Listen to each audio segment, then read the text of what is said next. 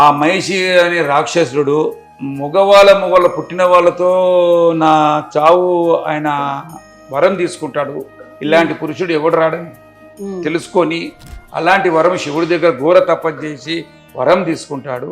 ఆ వరం తీసుకున్న వల్ల అక్కడ మునులకు బ్రాహ్మణులకు ఋషులకు ఇబ్బందికరంగా చేస్తుంటే ఈ మహానుభావుడు ఈయనకు సంహరించడానికి మహానుభావుడు వెలిశాడు.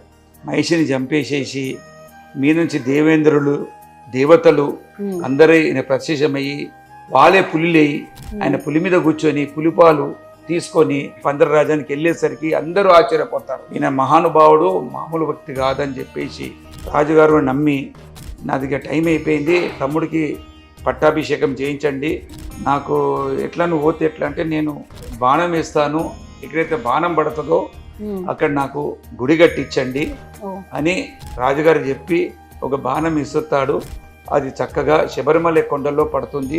మణికంఠుడు చెప్పిన విధంగానే గుడి కట్టిస్తాడు. ఆయన గుడికి నేను వెళ్ళిపోతాను గుడిలో దగ్గరికి ఆయన లేవపోతుంటే అయ్యా అప్ప అని అంటాడు.